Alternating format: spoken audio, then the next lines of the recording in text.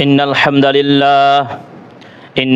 لله نحمده ونستعينه ونستغفره ونؤمن به ونتوكل عليه ونعوذ بالله من شرور أنفسنا ومن سيئات أعمالنا من يهده الله فلا مضل له ومن يضلل فلا هادي له وأشهد أن لا إله إلا الله وحده لا شريك له وأشهد أن محمدا عبده ورسوله أرسله بالحق بشيرا ونذيرا فقد قال الله تعالى في كلام المجيد أعوذ بالله من الشيطان الرجيم يا أيها الذين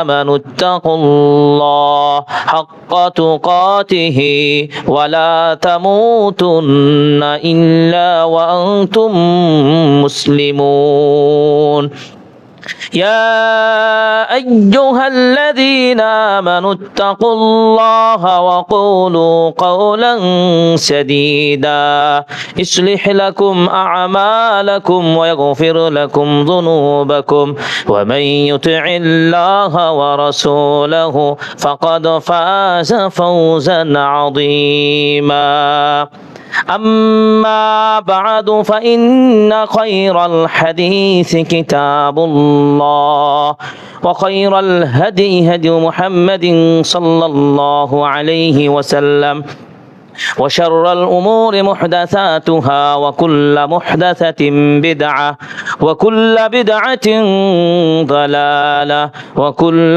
ضلالة في النار وبعد فأعوذ بالله من الشيطان الرجيم قد كانت لكم أسوة حسنة في إبراهيم والذين معه إذ قالوا لقومهم إنا براء منكم ومما تعبدون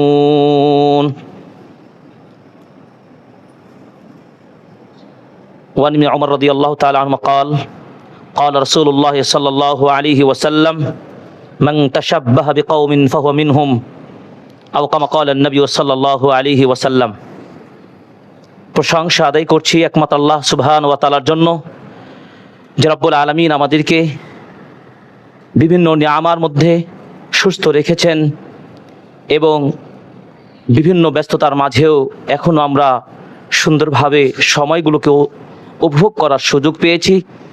এই জন্য আল্লাহ সুবহান ওয়া তাআলার শাহী দরবারে প্রশংসা জ্ঞাপন করি আলহামদুলিল্লাহ। শত কোটি দরুদ ও সালাম বর্ষিত হোক প্রিয় নবী মুহাম্মদুর রাসূলুল্লাহ সাল্লাল্লাহু আলাইহি সাল্লামের প্রতি, যিনি আমাদেরকে ইসলামের প্রতিটি বিষয়কে পূর্ণাঙ্গভাবে আমাদের আচরণ, আখলাক, লেনদেন, পরিবার, সমাজ, বন্ধুত্ব, ব্যবসা বাণিজ্য সকল রীতি নীতি এবং শরিয়ার বিধানগুলো পূর্ণাঙ্গভাবে আমাদের দেখিয়েছেন। সেই নবীর প্রতি দ্রুত সালাম বর্ষিত হোক সাল্লাল্লাহু আলাইহি ওয়াসাল্লাম।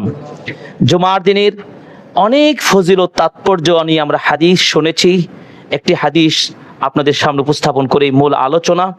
আজকের আলোচনার বিষয় হলো বর্তমান সময়ের ফিফা ওয়ার্ল্ড কাপকে কেন্দ্র করে শরিয়া বহির্ভূত যে কাজগুলো আমাদের সমাজের মানুষরা করে থাকছে সেই বিষয়গুলো সতর্কতা প্রদান লক্ষ্যে আজকের আলোচনার বিষয় বিশ্ব ফুটবল এক ঈমান আমল ধ্বংসকারী শয়তানি সবচেয়ে বড় ফাঁদ।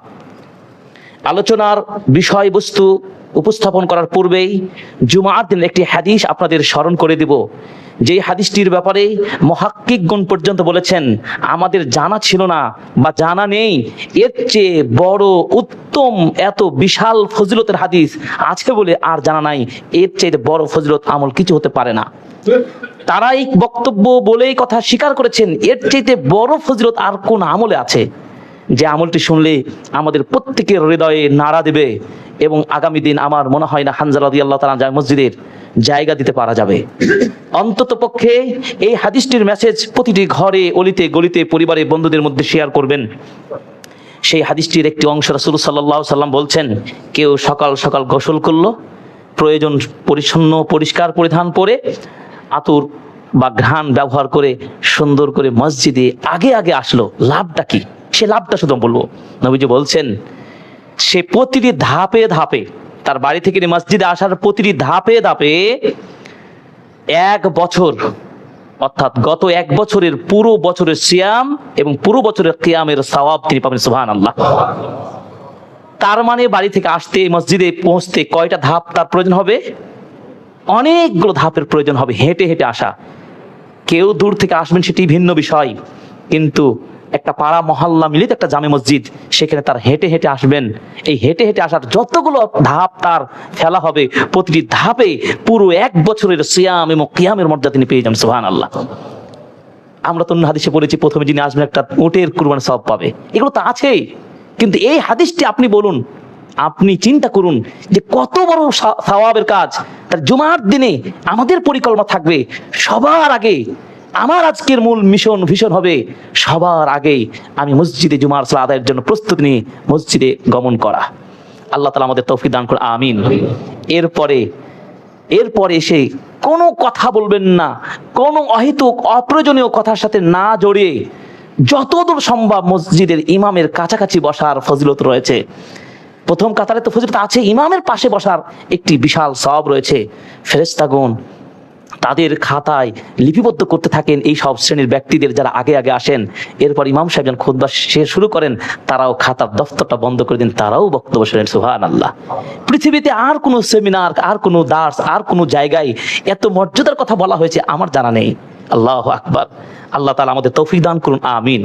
প্রিয় উপস্থিতি, আমরা বলতে চেয়েছি ঈমান আমল ধ্বংসকারী বিশ্ব ফুটবল কাপ, এই নিয়ে দুটি কথা।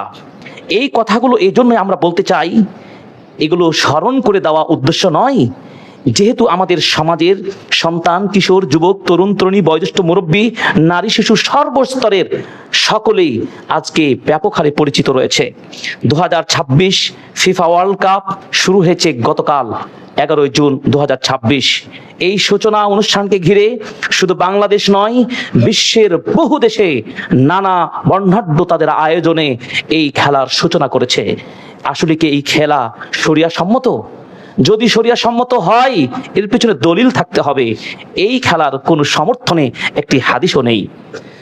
তারপরেও যদি খেলাটাকে বৈধতা করতে চেষ্টা করেন, কিন্তু এর পিছনে একটা মৌলিক মূলনীতি মনে রাখতে হবে, যেখানে ইসলামের মৌলিক বিধানগুলো বিনষ্ট হবে, সালাত বিনষ্ট হবে, ঈমান বিনষ্ট হবে, এরপরে সময় অযথা বিনষ্ট হবে, সম্পদের ক্ষতি হবে, শরিয়া লঙ্ঘন হবে, আল্লাহর দিন পালনের ব্যর্থতা হবে। এই সব কারণগুলো যদি থাকে, তাহলে যে কোনো খেলা আপনার দেখা, তাতে অংশ নেওয়া, এবং সুদ থাকবে, জুয়া থাকবে, এবং নারীদের প্রদর্শন থাকবে। এই সব কারণগুলো যদি কোথাও কোনো কাজে, কোনো পরিকল্পনায় বা কোনো ক্ষেত্রেই পাওয়া যায়, তাহলে নিঃসন্দেহে সেই খেলা হোক, আর সেই বাণিজ্য হোক, আর সেই দর্শন স্থান হোক, সবগুলো কি হারাম। গতকালকে শুরু হয়েছে এই বিশ্ব ফুটবল খেলা, যার শেষ ফাইনাল হবে 19 জুলাই 2026। এই খেলাকে নিয়ে আয়োজন করেছে দুইটি মূল রাষ্ট্র, তিনটি, যুক্তরাষ্ট্র, কানাডা, মেক্সিকো। অংশগ্রহণ করবে 48টি দেশ, 12টি গ্রুপ, 104টি ম্যাচ খেলা হবে, এবং ফাইনাল মেক্সিকো সিটিতে এর ফাইনাল উদ্বোধন হবে। এই বিশ্বকাপ ফুটবল, এই বিশ্বকাপ ফুটবল ইনফরমেশন শুনে কি লাভ হলো? যদি আমার পরকাল হারাতে হয়, যদি আল্লাহর কাছে জবাব দিতে করতেই হবে, হয়তো সাময়িক বছরে এই কয়েকটা দিন মাত্র আনন্দ করে সময় কাটিয়ে দিবেন, হয়তো আপনি আনন্দ পাবেন, কিন্তু এই আনন্দই আপনার জীবনে পরকালে নাজাত পাওয়ার জন্য একটি কাজ, যা নাজাত পেতে বাধাগ্রস্ত হয়ে যাবে। আল্লাহর কাছে সেই ভয়ের কথা স্মরণ করুন। সেই দিন আপনি কিভাবে দাঁড়িয়ে আল্লাহর সামনে কথা বলবেন, যেই দিন আপনার জন্য আল্লাহ জান্নাত প্রস্তুত করার কথা ছিল, সেই জান্নাত আপনার মিস হয়ে যাবে।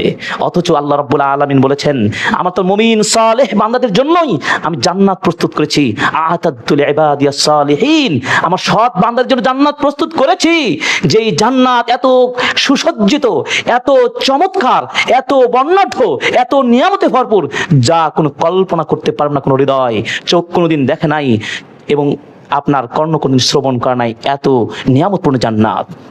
এই জান্নাত তাদের জন্য আল্লাহ জান্নাতুল মাআওয়া প্রস্তুত করেছেন। দুনিয়ার এই সামান্য সময়ের আনন্দ ভোগকে আপনাকে বিসর্জন করতে হবে।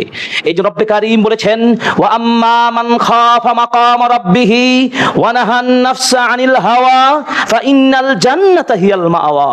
যেই ব্যক্তি কিয়ামতের ময়দানে আল্লাহর সামনে দাঁড়িয়ে তার জবাব দেওয়াকে ভয়ঙ্কর মনে করবে, আমি দুনিয়ার জীবনের এই প্রতিটি কর্মের সময়ের মূল্য কিভাবে আল্লাহর সামনে দেব, আমার ভয় হয়, এবং এভাবে যে নিজের আত্মাকে কুপ্রবৃত্তি থেকে, শয়তানি নষ্টামি কাজ থেকে কন্ট্রোল করতে পারলো, আল্লাহ পাক ওয়াদা দিয়ে বলছেন, আমি আল্লাহ সুবহানাহু ওয়া তাআলা ওই বান্দার জন্য জান্নাতুল মাওয়া প্রস্তুত করেছি। সুবহানাল্লাহ।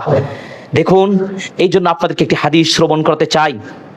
সহিহুল বুখারীর হাদিস, হাদিস নম্বর 3688 নম্বর হাদিস। আনাস রাদিয়াল্লাহু তাআলা আনহু বর্ণনা করছেন, আন্না রাজুলান সাআলান নবী সাল্লাল্লাহু আলাইহি সাল্লাম, একজন ব্যক্তি রাসূল সাল্লাল্লাহু আলাইহি সাল্লামকে জিজ্ঞাসা করলেন, আনিস সাআ, কিয়ামত সম্পর্কে, কিয়ামত মাতা সাআ, কিয়ামত কখন সংঘটিত হবে। ক্বালা ওয়া মা দাআতাতা লাহা, আল্লাহর নবী সেই ব্যক্তির প্রশ্ন শুনে তাকে প্রশ্ন ছুড়ে দিয়ে বললেন, সেই কিয়ামতের দিনের জন্য তোমার প্রস্তুতি কতটুকু রয়েছে? তুমি তো কিয়ামত সম্পর্কে জানতে চেয়েছো, কিয়ামত তো হবেই অবশ্যই। ইন্নাস সাআতা লাআতিয়াতুন লা রাইবা ফিহা, কিয়ামত তো অবশ্যই আসবে, লা শাক্কা ফি, যাতে কোনো সন্দেহ নেই, কিয়ামত তো হবেই। কিয়ামতের সংজ্ঞা যদি বলতে চাই, খুবই ক্ষুদ্র একটি সংজ্ঞা যদি বলা যায়, কিয়ামত তো সেটাই, মান কামাত মাউতুহু, যার মৃত্যু হয়ে যায় তার কিয়ামত হয়ে যায়। যিনি মারা যান তিনি তার ফিরে আসবেন না, ঠিক মৃত হয়ে যাওয়া আপনার কিয়ামত। একদিন এই পৃথিবীর সকল মানুষ, জিন, পাথর, পাহাড়, পর্বত, মানুষ সৃষ্টি সব কিছুই সব তলিয়ে যাবে, সব সমতল ভূমিতে পরিণত হয়ে যাবে, কিয়ামত তো হবেই। সেই কিয়ামত দিনের জন্য তোমার প্রস্তুতি কি রয়েছে? তিনি জবাব দিয়ে বললেন, ক্বালা লা শাইআ ইল্লা আন্নী উহিব্বুল্লাহ ওয়া রাসূলাহু, আল্লাহর নবী, কিয়ামতের দিনের জন্য আমার তেমন কোনো প্রস্তুতি নেই, এমন কিছু আমলও নেই যে কিয়ামতের দিন আমি সফল হতে পারবো। তবে একটা কাজ আমি করেছি, সেই কাজটি হচ্ছে আমি কেবল আল্লাহ এবং তার রাসূলকে ভালোবাসি। সুবহানাল্লাহ, আল্লাহু আকবার। তখন রাসূল সাল্লাল্লাহু আলাইহি ওয়াসাল্লাম বললেন, আনতা মা'a মান আহবাবতা, তুমি তার সাথে থাকবে যাকে তুমি ভালোবাসবে। বলেন, আপনি যদি জান্নাত পেতে চান, অবশ্যই আল্লাহ এবং রাসূলকেই ভালোবাসতে হবে। যদি আপনি সামান্য এই কয়েকদিনের ওয়ার্ল্ড কাপকে লক্ষ্য করে যদি আপনি মেসি, নেইমার, এই জঘন্য ব্যক্তিদেরকে ভালোবাসেন, তাদেরকে ভালোবেসে তাদের পোশাক ধারণ করেন, তাদের পতাকা লটকিয়ে আপনি আনন্দ উপভোগ করেন, এর চাইতে আর সার্টিফিকেট কি হতে পারে? সে নিজেই তো জাহান্নামের পথ বেছে নিয়েছে। একজন ব্যক্তি, তার বিশাল আমল নেই, কিন্তু একটা আমলের কথা রাসূলকে বলে দিলেন যে আমি তো শুধুমাত্র আল্লাহ এবং রাসূলকে ভালোবাসি। আল্লাহ রাসূল সাল্লাল্লাহু আলাইহি ওয়াসাল্লাম বলছেন, আনতা মা'a মান আহবাবতা, তুমি যাকে ভালোবাসো তুমি তাদের সাথেই থাকবে। সুবহানাল্লাহ। ক্বালা আনাস, ফামা ফারিহনা বিশাইইন ফারাহনা বিকাউলিন নবী সাল্লাল্লাহু আলাইহি ওয়াসাল্লাম, রাসূল সাল্লাল্লাহু আলাইহি ওয়াসাল্লামের মুখ থেকে এই হাদিসটা শুনে আমি এত বেশি খুশি হয়েছি, পৃথিবীতে আর কোনোদিন এত বেশি খুশি হয়নি। আপনারা মনে খুশি হতে পারেননি। মিষ্টি রসালো তো বক্তব্য নয়, ভালো লাগলো না। আনাস রাদিয়াল্লাহু তাআলা আনহু বলছেন, এর চাইতে বেশি খুশি কোনোদিন হয়নি যে যিনি নাকি আল্লাহ ওয়া রাসূলকে ভালোবাসবেন, তিনি নাকি আল্লাহ ওয়া রাসূলের সাথেই থাকবেন। সুবহানাল্লাহ, আল্লাহু আকবার। তিনি তখন বললেন যে, আনাস রাদিয়াল্লাহু বললেন, ফা আনা উহিব্বুন নবী। আনাস বিন মালিক রাদিয়াল্লাহু তাআলা আনহু তিনি সত্য ভাবে বললেন, ফা আনা উহিব্বুন নবী সাল্লাল্লাহু আলাইহি সাল্লাম ওয়া আবু বকরিন ওয়া উমর আরজু আন নাকুনা মাআহুম বিহুব্বি ইয়াহুম ওয়া ইন লাম আ'মাল বিমিসলি আ'মালিহিম। আমি আল্লাহর নবীকে ভালোবাসি, আমি আবু বকর রাদিয়াল্লাহু তাআলা আনহুকে ভালোবাসি, ওমর রাদিয়াল্লাহু তাআলা আনহুকে ভালোবাসি। আমি যদিও তাদের মতো হয়তো আমল করতে পারবো না, এই ভালোবাসার কারণে আমার পূর্ণ আস্থা বিশ্বাস তৈরি হয়েছে, আমিও তাদের সাথে জান্নাতে থাকবো। সুবহানাল্লাহ। প্রিয় উপস্থিতি, প্রিয় মুসলিম ভাই ও বোনেরা, যারা আজকের খুতবা শুনছেন, আমরা দ্ব্যর্থহীন কণ্ঠে আপনাদের আহ্বান জানাতে চাই, সত্যিকার যদি কিয়ামত কাল দিবসে বিশ্বাস করি, আল্লাহর প্রতি বিশ্বাস রাখি, তাহলে আমাদের মধ্যে এই ভালোবাসার চেতনা জাগাতে হবে, যেই ভালোবাসা জান্নাত নিয়ে যাবে। ভালোবাসা দুনিয়ার কোনো সংস্কৃতির একজন দুনিয়ার মুসলিম ব্যক্তিকে ভালোবাসা হর্জিত হতো, সেটা তো একটা ভালো কথা ছিল। আল্লাহ কিন্তু আপনি একজন ভালোবেসে তাদের কালচার, একজন ইসলাম বিদ্বেষী তো খেলাকে আপনি সমর্থন জানিয়ে 7.5 কিলোমিটার পর্যন্ত দৈর্ঘ্য এমন পতাকার ব্যবস্থা করেছে। বাংলার নাকি সেই ব্যক্তির নাম হলো কি আমজাদ, জার্মানির পতাকা বানিয়েছে। পেপার পত্রিকায় আমরা তদন্ত করে খুঁজে পাচ্ছি। এর চেয়ে নির্লজ্জ, এর চেয়ে ঘৃণা, এর চেয়ে বেহায়া আর কি হতে পারে? আল্লাহ তাআলা আমাদেরকে সঠিক বুঝদান করুন। এই জন্য আমাদেরকে জানতে হবে এই বিশ্ব ফুটবল যেই খেলা নিয়ে গতদিন খেলা হয়েছে, আমি রাজশাহী সহ দেখলাম, বিভিন্ন প্রিন্ট মিডিয়াতে দেখলাম, সোশ্যাল মিডিয়াতে দেখলাম, বড় বড় পাতা করে আপনার এই পর্দার ব্যবস্থা করে, টেলিভিশনের ব্যবস্থা করে সেখানে সকলে আনন্দের সাথে এই খেলা দেখছে। এতটুকু তো একটু চিন্তা করা উচিত। এটি বাংলাদেশের মতো একজন এই রাষ্ট্রটা সেই খেলাতে অংশগ্রহণ করে নাই। হয়তো বলতো বাংলাদেশ সে তার ঐতিহ্য ফিরে আনবে, তাদের একটা বিশাল অর্জন করবে, সেটাও তো নাই। কিন্তু বাংলার মানুষ এত উন্মাদ কেন, এত পাগলামি কেন? এমনকি বেধর্মী রাষ্ট্রগুলো পর্যন্ত এই আয়োজনটুকু করে না। যতটা আপনার সিটি থেকে শুরু করে নিয়ে বিভিন্ন গঞ্জে বিভিন্ন রাষ্ট্রীয় পর্যায়ে নেতাগুলো থেকে শুরু করে নিয়ে তারা এই আয়োজন করে তারা এটা ফোকাস করছেন এবং এইগুলোকে তারা বোঝাতে যাচ্ছেন যে মনে হয় আমরা সমাজের অনেক কল্যাণ করছি, বড় কিছু কাজ করছি। চিন্তা করতে পেরেছেন? একটু ভাবতে হবে। এই জন্য আপনাদেরকে আমি শুধু ধারাবাহিকভাবে কয়েকটা মাসআলা বলবো। এই মাসআলাগুলোই আপনাকে বলে দিবে বিশ্বকাপ ফুটবল বলেন, এই জাতীয় টুর্নামেন্টগুলো বলেন, এইগুলোর সাথে আমাদের সম্পৃক্ত হওয়া, ভালোবাসা দেখানো, এদের জার্সি পরা, এদের পতাকার ব্যবস্থা করা, আপনার গাড়িতে, আপনার ব্যবসা প্রতিষ্ঠানে, আপনার বাড়ির ছাদে, এই সব যে যা কিছু করা হয়, এটি কতটুকু শরিয়া আপনার ধর্ম বলে? আপনি যে সত্যিকার মুসলিম হন, আপনি মুসলিমের রীতি আদর্শ এবং দর্শন এবং শরিয়া অনুযায়ী চলতে হবে। যদি মানেন না যে আমি ইসলাম বুঝি না, আমি বাপকা বেটা, আমি মুসলমানের বাচ্চা, এই শুধু মুখে যদি দাবি করেন, এই মুখে দাবি করার মুসলমানের কোনো দাম নাই। আপনি জন্মগত মুসলিম হয়ে না, আপনি শুধু পৈতৃক সম্পত্তির দাবি মুসলিম দাবি করলে হবে না। আপনাকে অকপটে স্বীকার করতে হবে আমি মুসলিম ঘরের সন্তান, ঠিক, আমি মুসলিমদের রীতি শরিয়ার বহির্ভূত কাজ করতে পারি না। শরিয়া যদি আমাকে জায়েজ বলে আমি সেটা করব, শরিয়া যদি ইসলাম শরিয়া বলে এটা বৈধ নেই, আমি করতে পারি না, সমর্থন করতে পারি না। প্রথম মাসআলাটা নিয়ে আমি কথা বলবো, মুসলিম খেলোয়াড়দের ভালোবাসার বিধান। এই যে আপনার আমাদের আয়োজনের অংশটা কি, বিশেষ করে বাংলাদেশের প্রেক্ষিতে আমি বলবো যে আপনি বিশাল একটি খেলার আয়োজন মানে পর্দা করে গ্যালারি করে একটা মাঠে অথবা অনেক জায়গায় শহীদ মিনারে, অনেক জায়গায় বিশাল মাঠে এই আয়োজন করছে কর্তৃপক্ষগণ। মনে রাখবেন যে যেটা কাজ চালু করবেন এর পাপের গোপন করতে হবে। সুতরাং সমাজের যোগ্য ব্যক্তিত্ব এবং যারা নেতৃত্ব দিচ্ছেন একটু পরকালকে ভয় করুন। হয়তো পার্সোনালি কেউ দেখতো আর আপনি আরো সেই পাপের রাস্তাটা খুলে দিচ্ছেন। চিন্তা করেছেন কেন? আপনি যদি সত্যিকার জনদরদী সমাজসেবী একজন ব্যক্তি হতে চান, সমাজের মানুষের বহু কল্যাণ করার কাজ আছে। ড্রেনগুলো পর্যন্ত অনেক এলাকাতে উন্নত হয় নাই। শুধু এখনকার কথা বলবো না, আগে পরের ভবিষ্যতে সকল ক্ষেত্রে বলবো, দেশের নাগরিকের যে মৌলিক অধিকারগুলো আছে সেই সংস্কার করার পিছনে আমাদের জবাবদিহিতামূলক দায়িত্বশীলদের দায়িত্ব ভূমিকা পালন করতে পারলেই একটা সুন্দর রাষ্ট্র, সমাজ, পরিবারকে উন্নত শিখরে উন্নত অর্থনৈতিক উন্নয়ন করা সম্ভব কি সম্ভব না বলেন? সম্ভব ইনশাআল্লাহ। সুতরাং প্রথম মাসআলাটি হলো অমুসলিম খেলোয়াড়দের ভালোবাসার বিধান। শুধু ভালোবাসি বিধাই তো তাদের পোশাকটা আমি ধারণ করি, ভালোবাসি বিধাই প্রায় 10.5 লক্ষ টাকা ঋণ করে হলেও তিনি পতাকার ব্যবস্থা করেছে। একজন মানে ভ্যান চালক, সে খেতে পায় না, আশ্রয় সরকারি যে আস্থানার জায়গাগুলো সেখানে অবস্থান করে, তিনি ভ্যানকে একটা আমি সে নামগুলো নিতে ইচ্ছা করে না, সে রাষ্ট্রগুলো যাদের পতাকা তিনি ব্যবহার করেছেন, সেই তিনি 70,000 টাকা তার স্ত্রীর নামে ঋণ করে টাকা নিয়ে সেই পতাকা সাজিয়েছে তার ভ্যান গাড়িকে, তার গাড়িকে, তার বাড়িকে। নাউজুবিল্লাহ, নাউজুবিল্লাহ। যেই খেলোয়াড়কে আপনি ভালোবাসেন সেই খেলোয়াড়ের বাড়ি দেখেন কত বিশাল, তাদের অর্থ সম্পদ হিসাব করার মতো আপনার সেই যোগ্যতাই নাই।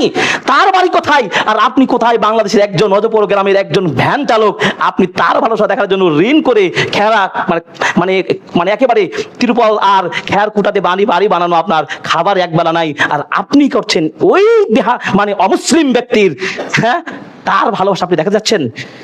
বিশ্বকাপ নিয়ে মানুষের যে উন্মাদনা এবং কাফির ফাঁসি খেলোয়াড়কে সাপোর্ট করার সাথে আকীদার একটা বিশাল সম্পর্ক আছে। এই জন্য আকীদার একটি বড় চ্যাপ্টারকে এটাকে বলা হয় আল ওয়ালা আল বারা, অর্থাৎ মিত্রতা এবং বৈরিতার আকীদা। এই আকীদা শেখানো বর্তমান সমাজের প্রতিটি মানুষ সন্তানদেরকে এই আকীদা শেখানো বর্তমান সমাজ জরুরি হয়েছে।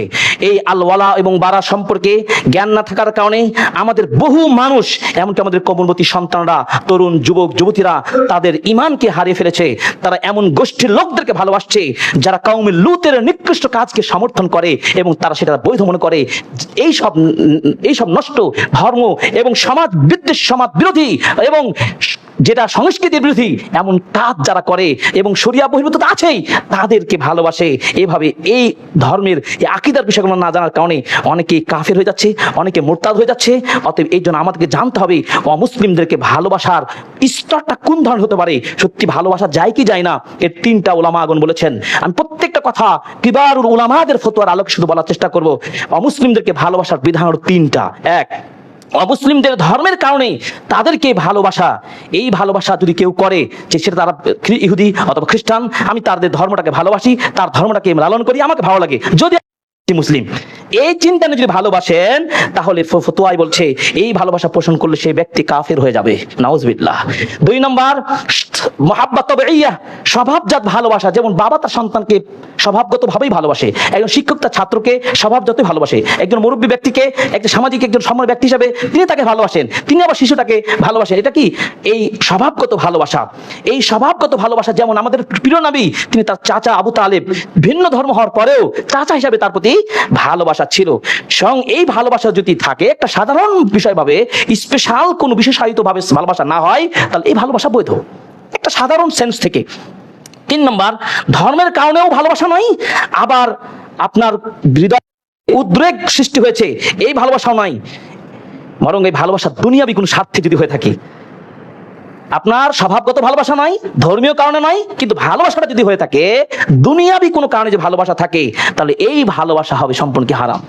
ওই যে ওই ব্যক্তি 7.5 কিলোমিটার রাস্তার জার্মানির পতাকা বানিয়েছে, ওর সন্তান নাতি এবং কিছু মিডিয়ার তাদের কথা শুনলাম, তারা বলছে তার জীবনের লক্ষ্য হলো জার্মানিটার ঘুরে আসতে পারা, তার দুনিয়ার স্বার্থ, জার্মানি দেখার খুব শখ। হ্যাঁ, তো এই যে দুনিয়াবি স্বার্থ একটা উদাহরণ, আরো কারো কিছু থাকতে পারে। এই তিনি নাকি সেই টুর্নামেন্টের একজন সদস্য, বা আর কেউ তো মনে করেছে ওয়ার্ল্ড কাপে তার বিশেষ নামটা প্রকাশ হবে, মিডিয়াতে তিনি ভাইরাল হবেন, হয়তো তিনি একটা বিজনেস খুলতে যাবে, বিজনেস ফ্যাশনে গিয়ে তার একটা ভালো পপুলারিটি আসবে, বিভিন্ন অ্যাঙ্গেল থেকে বিভিন্ন টার্গেট থাকতে পারে, আছে না? তো এই যে দুনিয়াবি স্বার্থে যদি ভালোবাসা হয়, এই ভালোবাসা সম্পূর্ণ কি হারাম, এইভাবে বিস্তারিত জানতে হলে সুলাইমান আর রুহাইলি হাফিজাহুল্লাহ, সৌদি আরব মদিনা বিশ্ববিদ্যালয়ের প্রফেসর, তার যে নওয়াকিদ ঈমান বইটি রয়েছে, আপনার সেই বইগুলো বিস্তারিত পড়বেন ইনশাআল্লাহ। খেলার ক্ষেত্রে অমুসলিম খেলোয়াড়কে দক্ষতা, তার বিশেষ দক্ষতা যোগ্যতাকে লক্ষ্য করে তাকে ভালোবাসা, এটি তো দুনিয়াবি স্বার্থের 3 নম্বর স্তরে পড়ে যায়। এই ভালোবাসা সম্পূর্ণ হারাম, এটি নিষিদ্ধ। এই ব্যাপারে সৌদি আরবের সাবেক চিফ জাস্টিস শেখ সালেহ আল লুহাইদান সহ শেখ আব্দুর রহমান আল বাররাক প্রমুখ মুহাক্কিক মুফতিগণ এই ফতোয়া দিয়ে বলেছেন, এই ভালোবাসা দিন থেকে বহিষ্কারী কুফরি নয়, তবে এটি হারাম নিঃসন্দেহে। আল্লাহ তাআলা কোরআনের আয়াত দিয়েছেন, লা তাজিদু কওমান ইউমিনুনা বিল্লাহি ওয়াল ইয়াউমিল আখিরি ইওয়াদ্দুনা মান হাদ্দাল্লাহা ওয়া রাসূলাহু। লা তাজিদু কওমান, আল্লাহ পরকালে বিশ্বাসী এমন কোন সম্প্রদায় তুমি পাবে না, সত্যিকার যারা আমরা আল্লাহকে বিশ্বাস করি, নবীকে মানি, তাদের কাউকে এমন পাবেন না যে যারা আল্লাহ এবং তার রাসূলের বিরোধিতা করে, মানে বেধর্মী এবং আল্লাহ রাসূল এবং দ্বীনের বহির্ভূত যারা অবস্থান করে তাদেরকে ভালোবাসে, এমন কাউকে পাবেন না। তার মানে ইমানদারেরা কখনোই ইমানদার নয় এমনদেরকে ভালোবাসতে কখনোই পারে না, বরং এই দৃঢ়চিত্তে ঈমান নিয়ে যিনি বেঁচে আছেন, আল্লাহ তাদের সম্পর্কে বলছেন যে তারা তাদের বিপরীতে যদি তাদের বাবা, তাদের সন্তান, তাদের ভাই, আত্মীয়স্বজন যদি বেধর্মীয় হয়, তবু তাদের প্রতি কি ধর্মীয় ভালোবাসা দেখাতে পারে না, তাদের কালচার গ্রহণ করতে পারে না, বরং আল্লাহ এই শুদ্ধ ঈমানদারদের হৃদয়ে ঈমান কারো এ কথা বলছেন। এবং আল্লাহ তাআলা তিনি রূহ দিয়ে দেন এবং বলে দেন, ওয়া ইদখিলুহুম জান্নাতিন তাজরি মিন তাহতিল আনহার খালিদিনা ফিহা। এই মজবুত শক্তিশালী ঈমানদারদের জন্য আল্লাহ জান্নাত রেখেছেন, যে জান্নাতের অনেকগুলো নিয়ামতের কথা জানি। আল্লাহ তাআলা তাদের প্রতি সন্তুষ্ট, রাদিয়াল্লাহু আনহু ওয়া রাদু আন। আল্লাহ এই ঈমানদারদের প্রতি সন্তুষ্ট হয়েছেন, আর আল্লাহ যদি সন্তুষ্ট হয়ে যায়, আপনার আমার জন্য নাজাত ইনশাআল্লাহ। এই হচ্ছে, এরপরে হচ্ছে সূরা মুজাদালার 22 নম্বর আয়াত, এরপরে সূরা মুমতাহিনার 4 নম্বর আয়াত, সেখানে আল্লাহ বলেন, কদ কানাত লাকুম উসওয়াতুন হাসানাহ ফি ইব্রাহিম, অবশ্যই তোমাদের জন্য রয়েছে ইব্রাহিমের মধ্যে উত্তম আদর্শ। এবং ইব্রাহিমকে যারা, ইব্রাহিম আলাইহিস সালামকে যারা মানেন, যারা ফলো করেন, তাদের মধ্যে রয়েছে এই আদর্শ। সেই আদর্শ কিন্তু আপনার আমার সকলের জন্য আদর্শ। তারা বলেছিলেন সেই সময় ইব্রাহিম এবং তার সমর্থনে যারা ইসলাম গ্রহণ করেছিলেন, তারা আদর্শকে গ্রহণ করেছিলেন, তারা আপন বাবা এবং কওমের গোষ্ঠীদেরকে শক্তভাবে কথা ঘোষণা দিয়েছিলেন, ইন্না বুরাউম মিনকুম, তোমাদের সাথে এই বেধর্মী কালচারে, বেধর্মী খেলা রীতি দর্শনের সাথে আমরা পুরোপুরি দ্বিমত পোষণ করে তোমাদেরকে বিচ্ছিন্ন ঘোষণা করলাম। পারবেন? আর আপনার বিচ্ছিন্ন তো নয়, একটা পুরো পুরো আপনি সমর্থন দিয়ে আপনি বিশাল মাঠ খেলা দেখার উদ্বোধন করছেন। এটি কি আমাদের বিবেকে নাড়া দেয় না? কোন ধরনের আমরা মুসলিম, কোন ধরনের আমরা ইসলামকে ফলো করছি যে আমরা তাদেরকে ঘোষণাপত্র দিতে পারি না, বরঞ্চ না মুসলিম নামটা নিয়ে তাদেরকে আমরা সমর্থন দিচ্ছি। অথচ আজ থেকে কত বছর পূর্বে আবুল আম্বিয়া, নবীদের বাবা বলা হয়েছে ইব্রাহিম আলাইহিস সালাম, তিনি সেই কালে বলেছিলেন ইন্না বুরাউম মিনকুম ওয়া মিম্মা তা'বুদুন, তোমাদের সব কিছুই আমরা তোমাদের সাথে বর্জন করছি, তোমাদের সাথে বরণ বাবাদা বাইনানা ওয়া বাইনাকুম আদাওয়া ওয়াল বাগদা, আমাদের তোমাদের মাঝে একটা বিদ্বেষ, একটা হিংসা, এই শত্রুতার সৃষ্টি হয়ে গেছে। কোন দিক থেকে? ধর্মের দিক থেকে। এই যে পুরো তাদের সাথে বিচ্ছিন্ন, আমরা তাদের সাথে আমাদের সম্পর্ক এইভাবে ভালোবাসা দেখানো কোন স্বার্থে হতে পারে? যদি যেই আপনার যার ভালোবাসায় পড়ে আপনি জার্সিটা পরিধান করেছেন, জার্সিটায় পড়ে লক্ষ টাকা আপনি নষ্ট করেছেন, সেই ভালোবাসার ব্যক্তিটা যদি মুমিন হয়, তার পক্ষ নিতে পারবেন, তাকে নিয়ে তখন আপনার কিছু করতে পারেন। কিন্তু সে তো কখনো ইসলাম গ্রহণ এখনো করেনি, এবং করার আমরা সে আশা হতে পারে আল্লাহ হেদায়েত দিতে পারে, কিন্তু এই খেলাকে কেন্দ্র করে এই কাজটা হতে পারে না। সম্মানিত উপস্থিতি, তাহলে বলতে চাচ্ছি যে আমরা যেই বিশ্বকাপ ফুটবল খেলাকে নিয়ে তাদের প্রতি যে আমরা আসক্ত হচ্ছি, তার একটা কারণ কি? ভালোবাসা দেখানো। তাদের প্রতি আমরা ভালোবাসায় সিক্ত হয়ে পড়ি, বিধায় আমরা তাদেরকে নিয়ে এত আয়োজন করি। এই ভালোবাসার লেভেলটা আমরা 3টা স্তরে ভাগ করলাম, যা যেই লেভেলের আমরা ভালোবাসা দেখাই এটি শরিয়া বহির্ভূত, কখনো আপনার আমার জন্য বৈধ হতে পারে না। 2 নম্বর, অমুসলিম দলের বিজয়ে খুশি হওয়ার বিধান। অমুসলিম দলগুলো তারা কয়টা ম্যাচে জিতলো, কে কয়টা তাকে গোল দিল, এই বিজয়ে উল্লাস, ওরা আমরা উল্লাসিত হচ্ছে। ওরা তো আপনার এই একটা ছোট্ট একটা ভূখণ্ড দেশে আমরা অনেক ক্ষেত্রেই তো সংকীর্ণ জায়গায় বসবাস করি, এখানে আবার আনন্দ র্যালি মিছিল কত পটকা ফটকা বাজানো শুরু করে দিই। কোথায় খেলা হলো? মেক্সিকো, কোথায় আমেরিকা, আর আপনি এখানে আনন্দ মিছিল করছেন। এটা কোন ধরনের আমাদের মুসলমানিত্ব, কোন ধরনের ইমানের পরিচয় বহন করছি? সম্মত উপস্থিতি, এই জন্য এই ক্ষেত্রে আপনাদের মাসআলাটা জানা দরকার। অমুসলিমদের বিজয়ে খুশি হওয়ার বিধান অবস্থান ভেদে কয়েকজন হতে পারে। এক, মুসলিমদের ওপর অমুসলিমদের বিজয়ী খুশি হওয়া। মুসলিমদের ওপর অমুসলিমদের বিজয়ী খুশি হওয়া, এখানে আনন্দকারী নিয়ত থাকবে। অমুসলিমদের ধর্ম যেন মুসলিমদের দিন ধর্মের বিজয় লাভ করে, এই একটা টার্গেট। অমুসলিমদের ধর্মটাই তো ফোকাস হচ্ছে না, যে অমুসলিমরা বিজয় করছি, তো তাদের সেই ব্যক্তি, তাদের ধর্ম, তাদের রীতি, তাদেরকে আপনি ফোকাস করে তুলছেন। এই নিয়তে যদি আপনি খুশি, আনন্দ র্যালি এই সব করেন, তাহলে খুশি হন, তাহলে ওলামাদের ফতোয়া হচ্ছে তিনিও কাফির হয়ে যাবেন এবং দারুণ ব্যক্তি, ইসলাম থেকে খারিজ হয়ে যাবেন। আবু ফাইসাল আল বাদরানি আল ওয়ালা আল বারা কিতাবের তিনি 40 পৃষ্ঠায় তিনি এই ফতোয়াটি উল্লেখ করেছেন। 2 নম্বর, অমুসলিমদের ওপর অমুসলিমদের এমন বিজয় খুশি হওয়া যাতে মুসলিমদের কল্যাণ আছে। অমুসলিম খেলছে, ব্রাজিল খেলছে, আর্জেন্টিনাও খেলছে, যদি কোনোভাবে মুসলিমদের একটা স্বার্থ থাকে, ধরে নেন তারা ঠিক আছে উভয়ই, কিন্তু 2টার একটা দল ফিলিস্তিনের পক্ষ নিয়েছে, যে কোনো ভাবে জাতিসংঘে হতে পারে বা আন্তর্জাতিক বিশ্ব মিডিয়াতে তারা বলেছে আমরা অন্ততপক্ষে গণহত্যা, আমরা কোন মুসলিম রাষ্ট্র দখল তাদের শিশুদেরকে করে সেই দেশকে আমরা নিজের কবজায় নিয়ে আসতে চাই। যারা তার বিপরীতে বলে আমরা চাই না, এই নিন্দা বিবৃতি জানাই, তাহলে 2টাই বেধর্মী, তারা কি একই লেভেলে থাকলো না। এই ক্ষেত্রে মুসলিমদের একটা স্বার্থ অর্জন হলো। এই স্বার্থ যদি অর্জন থাকে, তাহলে আপনার এই ধরনের তাদের প্রতি যে এই বিজয়ে আপনি বিজয় সমর্থন দিতে পারলেন, যে যাক অন্তত একটা পক্ষ মুসলিমদের পক্ষে দাঁড়িয়েছে। যার উদাহরণ হিসাবে যে অগ্নিপূজকদের সাথে মুশরিকদের বেশি মিল রয়েছে, আর কিতাবধারী খ্রিস্টানদের সাথে মুসলিমদের মিল বেশি রয়েছে, আহলে কিতাবদের সাথে। তো খ্রিস্টান পরবর্তীতে যে রাসূলের যুগে যে খ্রিস্টান রোমকরা বিজয় লাভ করবে, এই রোমকদের আপনার খ্রিস্টান রোমকরা বিজয় লাভ করবে, এই মর্মে আল্লাহ সূরা রুমের মধ্যে আয়াত নাজিল করেছেন। এই ক্ষেত্রে মুসলিমদের স্বার্থ যেহেতু রয়েছে, আহলে কিতাবরা মুশরিকদের চাইতে ভালো, এটা যে সমর্থন পাওয়া যায়, ঠিক যে উদাহরণটা আমি দিলাম, এই উদাহরণ ক্ষেত্রে সেই সমর্থন যদি থাকে, তাহলে এই খুশি হওয়াটা বৈধ আছে। 3 নম্বর হচ্ছে অমুসলিমদের ওপর অমুসলিমদের এমন বিজয় খুশি হওয়া যাতে মুসলিমদের কোনো কল্যাণ নেই, কোনো ফায়দা নেই। এরূপ খুশি মূলত অমুসলিমদের প্রতি ভালোবাসা থেকে আপনার উদ্ভূত হয়েছে। এটার বিধান হারাম, যদিও তা খেলাধুলার ক্ষেত্রে হোক আর অন্য কোনো উপায় হোক। সৌদি আরবের গ্রান্ড মুফতি মোহাম্মদ সালেহ আল ফাউজান, বর্তমানে গ্রান্ড মুফতি মোহাম্মদ সালেহ আল ফাউজান হাফিজাহুল্লাহ, তিনি এই ফতোয়াটি পরিষ্কারভাবে বলেছেন। তাহলে আমরা বুঝতে পারলাম যে অন্য অমুসলিমদের বিজয়ে আপনি খুশি হতে পারেন কিনা, কিন্তু আমরা যে খুশি র্যালি করছি, যে আনন্দ করছি, এটি কোন পর্যায়ে যাচ্ছে, আমরা 3টার কোন স্তরে পড়ি, আপনারা চিন্তা করে দেখুন। এটি কখনোই আপনার মুসলিমদের স্বার্থ থেকে হয় না। আপনি বলেন স্পষ্টভাবে, মিডিয়ার পেপার পত্রিকায় বিশ্ব দরবারে সব রয়েছে, এরা এই খ্রিস্টান যাদেরকে নিয়ে বিশেষ করে বাংলা কয়েকটা রাষ্ট্রের খেলা নিয়ে বেশি তারা পক্ষে ইসলামের পক্ষে তারা সমর্থনটুকু কখনো দেয় নাই, এমনকি তারা দুঃখ প্রকাশ পর্যন্ত করে নাই।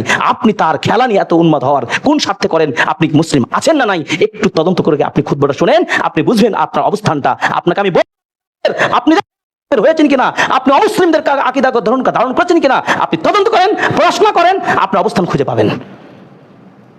প্রিয় উপস্থিতি, এরপর আসেন ফুটবল টুর্নামেন্ট দেখার বিধানটা কি হতে পারে।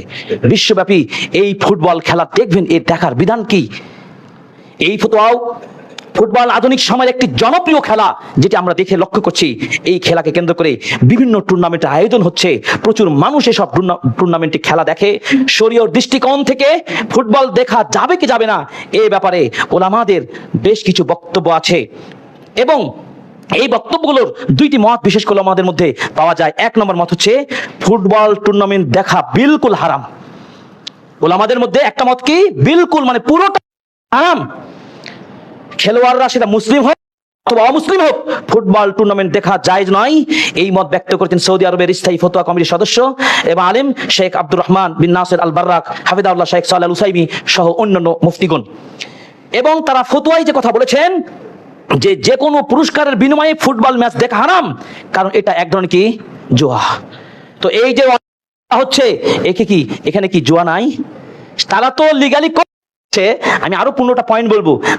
আমরা লোকালি পর্যায়ে এই জুয়ার বেটবাজি করি না, এবং কত আল বাগদা আদা বিদ্বেষ শত্রুতা অনেক কিছুর সৃষ্টি হয়, সেগুলো আমরা পরে বলবো। শুধু ফতোয়াটা শুধু আপনাদের ধরে দেওয়ার জন্য আমি একটু স্লো ভাবে বোঝানোর চেষ্টা করছি যে তারা বলছেন কারণগুলো কি। বিলকুল যে খেলা দেখা হারাম, তার কারণগুলো বলতে তারা বলছেন যে এটা কি একটা পুরস্কার যে বিনিময়ে লেনদেন রয়েছে, যেটা জুয়া। এরপরে শরীয়ত যেসব খেলার অনুমতি দিয়েছে সেগুলো ছাড়া অন্য কোনো খেলার প্রতিযোগিতা করা জায়েজ নেই। যেমন আপনার ঘোড় দৌড় বলেন, উট দৌড় বলেন, এবং তীর নিক্ষেপ বলেন, এর হাদিস আছে, এগুলো কি বৈধ? কিন্তু এগুলো তো সেই পর্যায়ে পৌঁছছে না। সুতরাং ফুটবল উপস্থিত হওয়া এবং তাদের সেগুলো দেখা ব্যবস্থা করা, এগুলো বিলকুল হারাম। তাদের ম্যাচ বা এই প্রতিযোগিতার উপস্থিত হলে আপনি তো সমর্থনই করলেন, আপনি সেখানে যাওয়া মানে কি, আপনি সমর্থন দিলেন।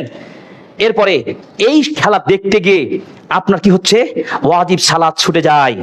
আপনার পর্দা, যে শরীরে যে পর্দা, পুরুষের যে পর্দা রক্ষা করা, সেটিও নষ্ট হয়। এমনকি সেখানে নারীদের যে উপস্থিতি, যে নারী পুরুষের পর্দার বিধান, সেটিকে পালন করা হয়। একেবারে যত ধরনের পাবেন যে এই পর্দার বিপরীতে বেপর্দার যত চিত্র ফুটে ওঠে, এই সবগুলো দৃষ্টিভঙ্গি উপস্থাপন করে ওলামাদের একটা শক্ত মতামত হলো যে বিলকুল এই ধরনের খেলা হারাম। দ্বিতীয় মত হলো ফরজ সালাত কাজা না করার শর্তে। যেমন খেলা দেখতে গেছেন, ফরজ সালাত কাজা হবে না, পারফেক্ট টাইমে পড়তে পারবেন, বেগানা নারী দেখার কোনো চান্স নেই, শর্তগুলো দেখেন, তাহলে ফুটবল টুর্নামেন্ট দেখা যেতে পারে। এটা অনেক সময় আমাদের সমাজে আমাদের এলাকার ছেলেরা খেলাধুলা করে এবং আমাদের মুরব্বীরা তখন কিছু সময় উপভোগ করে, একটা শরীর চর্চা হিসাবে, ব্যায়াম হিসাবে করে, যেখানে নারীদের উপস্থিতি থাকে না। খেলার নামাজের সময় নামাজ পড়ে, এরপর কিছু সময় খেলাধুলা করলো, এটিতে বোঝা গেল সাধারণ বেটবাজি এবং জুয়াবাজি এবং কি এইসব কিছু নেই, সেটা সব বোঝা যাচ্ছে, তার মানে এটা বৈধ। কিন্তু তারা শর্ত দিয়েছেন। কিন্তু আপনি বলেন যে বিশ্বকাপ এই খেলা খেলতে গিয়ে রাতের ঘুম হারাম করেছে, করে নাই? টাকা খেলা হচ্ছে কোথায়? আর বাংলাদেশে আমি জুয়া খেলে কি আজকের যে জিতবে, এই জিতা না জিতা নেই, উভয় পক্ষে কি লক্ষ লক্ষ টাকার কি তারা বাজিমাত করে কেউ হেরে এক রাতেই হিরো থেকে জিরো, কেউ জিরো থেকে হিরো হয়ে গেল। ইসলামে এই ধরনের অর্থ ব্যবস্থার কথা কখনোই বলে নাই যে আপনি রাতারাতি কোটিপতি হয়ে যাবেন। কোটিপতি হওয়ার নিয়ম হচ্ছে আপনি বৈধ পথে ব্যবসা বাণিজ্য করে ধীরে ধীরে ধীরে আপনি অর্থের একটি বিশাল ভান্ডার মালিক হতে পারেন, কিন্তু এক রাতে এক ক্লিকে হয়ে যাবেন, এটি হতে পারে না। তো তারা এই ফতোয়াগুলো দিয়েছেন যে এই শর্তগুলো যদি থাকে, যে কি সালাতের কাজা হবে না, কোনো বেগার নারী দেখা যাবে না, কোনো বেডবাজি থাকবে না, তাহলে জায়েজ হতে পারে। কিন্তু আসলে তো আমরা দেখছি সেটি কি সম্ভব? সেটি সম্ভব নয়। আমি খুব সংক্ষেপে বলে দিচ্ছি। এরপর আসেন যে অমুসলিম পরিধানের বিধান। খেলা তো দেখার ব্যবসাটা, বিষয়টা বুঝতে পারলাম, এবং খেলা দেখা যাবে না এর প্রায় 9টা কারণ আছে, বিস্তারিত বলার সুযোগ খেলা বলবো, মানে সুযোগ আর হবে না। অমুসলিম দলের জার্সি প্রধানের বিধান। ফুটবল বিশ্বকাপকে কেন্দ্র করে অনেকে আজকে দেখা যায় সেই দেশের জার্সি পরিধান করছে না, নিজ নিজ ভক্ত দলের, এমনকি বিশেষ একজন খেলোয়াড়ের পোশাক তার ছবির মধ্যে ধারণ করছে। কত নিচে নেমে গেছে, তার বাবার ছবিটা না নিয়ে, যদিও সে ছবি জায়েজ নেই, আমি বলছি একটা উদাহরণস্বরূপ, একজন মানুষের সবচেয়ে প্রিয় কে? তার বাবা, তার ভাই, তার আপন সন্তান। তার ছবি আমরা কখনো নর্মালি আমরা বাবা সন্তান খুব কাছের কারো ছবি প্রিন্ট করে আমরা কি গেঞ্জি পোশাকে পরিধান করি? একটা সাধারণ দৃষ্টিভঙ্গি করি না, কিন্তু আপন এর চেয়ে আপনজন কি আছে বলেন তো? কিন্তু আপনি কতটা ভালোবাসেন ওই গেঞ্জি পরে ওই যুবক, ওই মুরব্বী, দেখবেন অনেক জায়গায় আমি দেখতে পাচ্ছি আস্তাগফিরুল্লাহ, এই জার্সি প্রদান করছে। এই জার্সির আবার এই জার্সির জন্য একজনকে দেখলাম যে খুব পরিচিত মিডিয়াতে, তিনি এই জার্সি প্রোডাক্ট সেল করবে, এই জন্য ডিজাইন মানে ফলো করে দেখা যাচ্ছে। এবং বিভিন্ন কোম্পানির ব্যবসা, তাদের যা গার্মেন্টস সেক্টর রয়েছে, কাপড় দিয়ে বানানো হলে গার্মেন্টস সেক্টর হতে পারে, যারা জার্সি বিক্রি করে তার জার্সির ব্যবসা। এই যে দেখেন যে বেধর্মীদের এই পোশাক, এই যে আপনার জার্সি পরিধান করা, এই ব্যাপারে ওলামাদের ফতোয়াটা কি? আমরা কিন্তু প্রথমে একটা সূত্র বলেছি, সূত্র অনুযায়ী সব বিলকুল পরিষ্কার হয়ে যায়। তারপরেও স্পেসিফিকভাবে আরব দেশের শায়েখগণ, যারা দুনিয়ার শীর্ষ পর্যায়ে ওলামাদেরকে, তারা বিজ্ঞ প্যানেল, লাজনা ফতোয়া, লাজনা দাইমা রয়েছেন, তারা এই ফতোয়াগুলো গবেষণা করে ফতোয়া দিয়েছেন। তাদেরকে প্রশ্ন করা হয়েছিল, ওয়া মুসলিমদের বিশেষ প্রতীকযুক্ত খেলাধুলার পোশাক পরার বিধান কি? যেমন ইতালি বা জার্মানি বা আমেরিকান কোনো লোগোযুক্ত স্পোর্টস জার্সি, অথবা তাতে কোনো অমুসলিমদের খেলার নাম লেখা অথবা তাদের ছবি ইত্যাদি, এই সব জার্সি পোশাকগুলো পরিধান করার বিধানটা কি? উত্তরে স্থায়ী ফতোয়া বোর্ড বলেছেন, অমুসলিমদের প্রতীকযুক্ত পোশাকের ক্ষেত্রে বিষয়গুলো আমাদের খেয়াল রাখতে হবে। যদি এসব প্রতীক অমুসলিমদের ধর্মীয় প্রতীক হয়, ওই জার্সি পোশাকে যেমন ক্রুশ খ্রিস্টানদের প্রতীক, এই সব যদি ধর্মীয় কোনো যদি তাদের সিম্বল থাকে, তাহলে এমন পোশাক আমদানি করা, বিক্রি করা, পরিধান করা সব পূর্ণই নাজায়েজ। 2, যদি এসব প্রতীক কোনো মুসলিম ব্যক্তিকে সম্মান বা মহিমান্বিত করার জন্য করা হয়, ওই যে নেইমারকে তুলে ধরার জন্য, যদিও আমি চাচ্ছি না নামগুলো বলতে, এতই নিকৃষ্ট আমার কাছে, আপনার কাছে ভালো লাগতে পারে, আমার কাছে ভালো লাগে না, কখনো ভালো লাগার আসতেই পারে না। তার পোশাকে আপনি তাকে প্রচুর ভালোবাসেন, তাকে বেশি হাইলাইট করার জন্য আপনি করলেন, এমন ছবি, নাম কিছু সংযুক্ত করা হয়, তাহলে এটি সম্পূর্ণ এটিও নাজায়েজ, হারাম। 3 নম্বর, যদি এসব প্রতীক কোনো উপাসনা বা ব্যক্তি বিশেষকে সম্মানিত করার প্রতীক না হয়ে কেবল বাণিজ্যিক চিহ্ন, ট্রেডমার্ক হতে পারে, বিদেশি প্রোডাক্ট হতে পারে, যেটি তাদের কোম্পানির কোনো, যেটি ধর্মীয় কিন্তু সিম্বল না, কিন্তু বেধর্মীদের কোনো মানে প্রোডাক্ট কোম্পানির কোনো চিহ্ন যদি হতে পারে, যেখানে কোনো ধর্মীয় কোনো সংস্পর্শ নেই, বা কোনো কোম্পানি বা কোনো বিশেষ ধর্মকে আপনি তাকে উঁচু করার জন্য নয়, তাহলে সেই পোশাক আপনি লেনদেন করা, ব্যবসা বাণিজ্য করতে পারেন। এই ফতোয়া সৌদি আরব শেখ সাবেক গ্রান্ড মুফতি আব্দুল বিন বাজ রাহিমাহুল্লাহ তিনি ফতোয়া দিয়েছেন। এই বর্তমান শেখ গ্রান্ড মুফতি শেখ ফৌজান হাফিজাহুল্লাহ তিনি এই ফতোয়া দিয়েছেন। সুতরাং অমুসলিম দেশগুলোর নামে, ক্লাবের নামে হোক, তাদের পোশাকে হোক, তাদের প্রতীকী হোক, এই সব পোশাক পরিধান করা কখনোই মুসলিম ব্যক্তিদের জন্য জায়েজ হতে পারে না। কিন্তু আপনারা তো করছেন, আপনি তো যোগ্য অভিভাবক, আপনার সন্তান করেছে, একবার কি বলেছেন, ও বাবা এটি কার পোশাক পরেছ? এটি তো আমাদের কোনো মুসলিমের না, বিশেষ বীর একজন মুসলিম ব্যক্তি না, তুমি কিভাবে পড়তে পারো? আজকেই সিদ্ধান্ত নিতে হবে যে এই অমুসলিমদের খেলোয়াড়দের এই পোশাক, এই জার্সি মুসলিমদের পোশাক হতে পারে না, আর কোনোই বিলম্ব চলবে না। এই পোশাককে মসজিদ থেকে ফিরে গিয়ে কি করবেন? বাজেয়াপ্ত করবেন, আর বিকল্প পদক্ষেপ নেবেন ইনশাআল্লাহ। অমুসলিম দলের পতাকা টানানোর বিধান, শুধু ফতোয়াগুলো উল্লেখ করার চেষ্টা করছি। যেই টুর্নামেন্টকে লক্ষ্য করে নিজ নিজ দলের পছন্দের দলের পতাকাগুলো নিয়ে আপনি কি করছেন?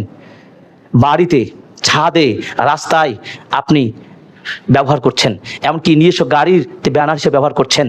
চিন্তা করতে পারছেন আপনার সোনার দেশের বাংলাদেশের পতাকাটা কয়বার উঠিয়েছেন বলেন তো? একটা দেশের গৌরবে কয় টাকা ইনভেস্ট করেছেন? একটা দেশের, যে দেশে আপনি স্বাধীন নাগরিক, সে দেশের পতাকা তুলে ধরতে পারেন, বা ধরা যতটুকু রাষ্ট্রীয় নীতির মধ্যে যেটা পড়ে সেটাও করেন, কিন্তু আপনি কোন দেশের বিধর্মীদের পতাকা তুলছেন, এসব ফতোয়াগুলোর ব্যাপারেও সকল ওলামা, সেই ওলামাগুলো ফতোয়া দিচ্ছেন এসব কিছু কি নাজায়েজ, কোনোভাবে চলবে না, নিঃসন্দেহে এটা হারাম কাজের অন্তর্ভুক্ত হবে। এই কাজ করতে গিয়ে কি হয়েছে আমাদের সমাজের বর্তমান অবস্থা দেখেছেন? এই পতাকা ঝুলাতে গিয়ে গাছের সাথে, বিদ্যুতের সাথে খাম্বায় কি হয়েছে, মৃত্যুবরণ করেছে, একাধিক জায়গায় দুর্ঘটনা ঘটেছে। এবং আপনার এই সব বিষয়গুলো, এরপর আপনার কত মানুষ ঋণগ্রস্ত হয়েছে। আমি অনলাইন সার্চ দিয়ে দেখছিলাম, ইসরায়েল ফিলিস্তিন বিষয়ক যে জাতিসংঘের দ্বিরাষ্ট্রীয় সমাধানের বিরুদ্ধে ভোট দেওয়া 10টি দেশের মধ্যে আর্জেন্টিনা অন্যতম ছিল। আমি সেই বিভিন্ন জায়গা থেকে তথ্যগুলো সোর্স করে নিচ্ছিলাম, তার তথ্যগুলো আমার সামনে রয়েছে, আপনি তাকে পছন্দ করছেন। এবং আরেকজনে আমরা পাচ্ছি, মিডিয়াতে পাচ্ছি, আপনার টেলিভিশন থেকে শুরু করে বিভিন্ন জাতীয় পর্যায়ে পত্রিকাগুলো আসছে, 30 শতক জমি বিক্রি করে 7.5 কিলোমিটার দীর্ঘ জার্মানির পতাকা বানালো আমজাদ, এই নামে আসছে, তথ্য আসছে।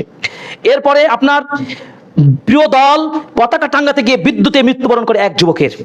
এরপরে আরেকজনের কথা আসছে যে আপনার জুন মাসের 2 তারিখে কালের কণ্ঠে আসছে যে পতাকা টানাতে গিয়ে মৌমাছির কামড়ে একজন আর্জেন্টিনার সমর্থকের মৃত্যু হয় এবং বিপদগ্রস্ত হয়। এভাবে যে এই যে মানে খারাপ দিকগুলো রয়েছে, আপনি কল্পনা করতে পারবেন না যে আপনার ঈমানকে ধ্বংস করছে এবং আপনার জীবন বাজি চলে যাচ্ছে, এবং শতাধিক মানুষের জীবন দিয়ে মৃত্যুর মুখে ঠেলে দিয়েছে এই বিশ্বকাপকে কেন্দ্র করে বাংলার মানুষেরাই। নাউজুবিল্লাহ মিন যালিক। কয়জন মানুষ আছেন এই দেশটাকে রক্ষার জন্য, এই দেশের জন্য সরকার যদি বলে লড়াই করতে হবে, জিহাদ করতে হবে, সরকার তার দেশ ইসলাম এটা রক্ষা করার জন্য বুঝতে হবে আমার একাই নির্দেশ নয়, রাষ্ট্রীয় নির্দেশে যদি বলা হয় এই বাংলাদেশের ভূখণ্ড রক্ষা করার জন্য আপনারা আমাদের সকলকে ইসলামের দর্শন নীতি অনুযায়ী সরকার চিন্তা করে যুদ্ধের ঘোষণা দিল, কয়জন জীবন দিতে যাবেন? কয়জন যাবেন? কয়েকজন যাবেন হয়তো, বা খুবই কম পাবেন, খুবই কম পাবেন। আল্লাহ আমাদেরকে এমন মুজাহিদ হতে হবে, দিন পালন করবেন মুজাহিদের মতো করে, এবং আপনিও চিন্তা করবেন এই ক্ষেত্রে বিধর্মী কালচার এই সবগুলোকে বয়কট করতে হবে। আমরা মাঝে মধ্যে কিছু রাজনৈতিক দল থেকে শুরু করে নাগরিকদের কিছু পাওয়া যায় অমুকের পণ্য বর্জন, সেই কর্মসূচি গ্রহণ করেছেন, করেন নাই? যদি পণ্য দিতে পারেন, আমরা পারি, পিছনে লক্ষ লক্ষ কোটি কোটি টাকা কিভাবে খরচ করতে পারি বলেন, কিভাবে হতে পারে? আপনি চিন্তা করুন, আশ্চর্য হবেন। এই ওয়ার্ল্ড কাপের টিকিটের যে মূল্য, মার্কিন ডলার ইনভেস্ট করতে হয়। গত বছরে আমি কিছু দেখছিলাম যে আপনার প্রথম ক্যাটাগরি 74,160 মার্কিন ডলার একটা টিকিটের প্রথম ক্যাটাগরির, এবং কয়েক ক্যাটাগরি ভিত্তিক রয়েছে। 2026 সালে ওই প্রথম উদ্বোধনী ম্যাচে প্রথম ক্যাটাগরিতে যদি টিকিট নিতে হয় তাহলে মার্কিন ডলার হবে 3,28,680 মার্কিন ডলার।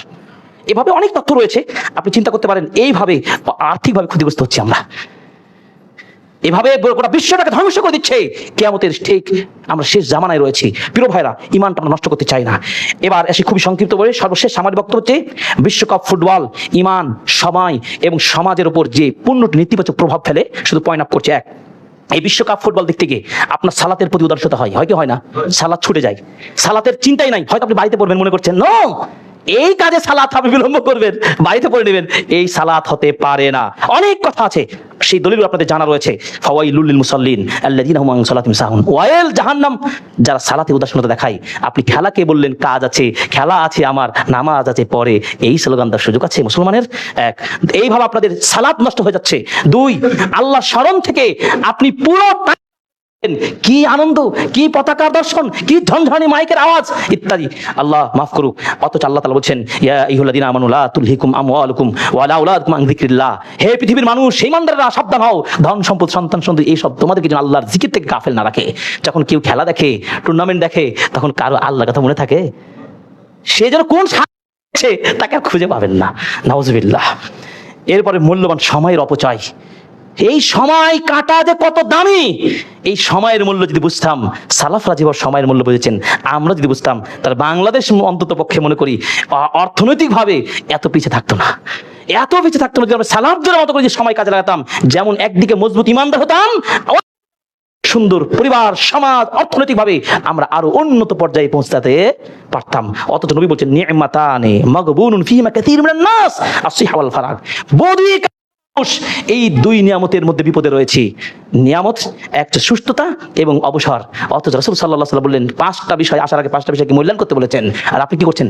অমূল্যায়ন করছেন।